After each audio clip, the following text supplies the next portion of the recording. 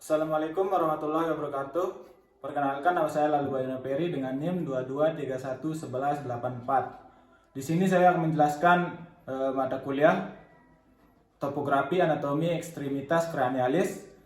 Di sini saya akan menjelaskan regio antebrachii dan manus. Di sini regio antebrachii dan manus dibagi menjadi dua, yaitu extensor dan flexor.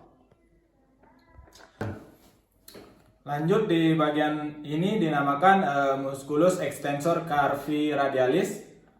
Lanjut, di bagian yang ini dinamakan musculus extensor digiti 3 proprius. Lanjut, di bagian ini dinamakan musculus extensor digitorium communis.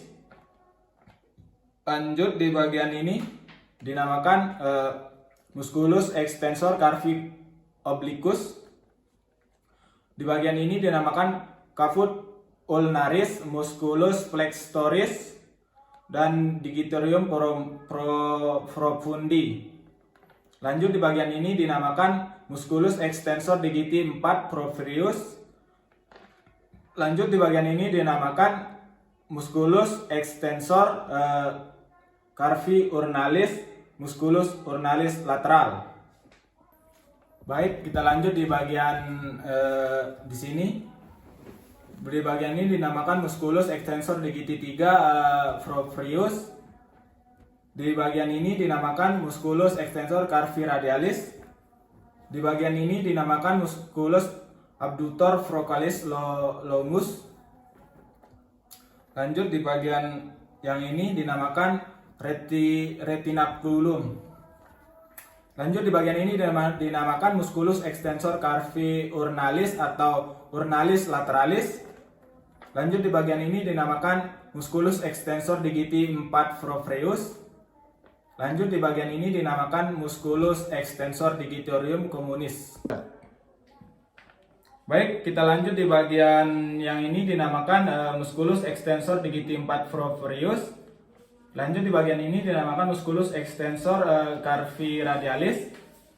Di bagian ini dinamakan musculus extensor digiti 4 proprius.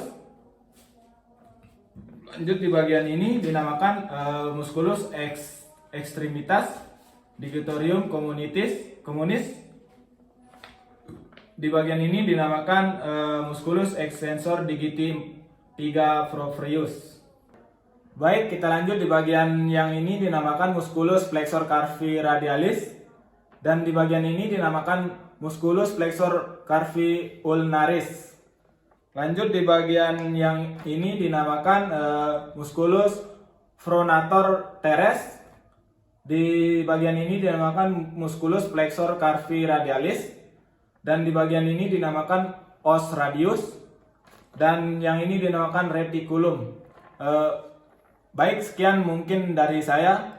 Hanya ini yang bisa saya jelaskan. Wassalamualaikum warahmatullahi wabarakatuh.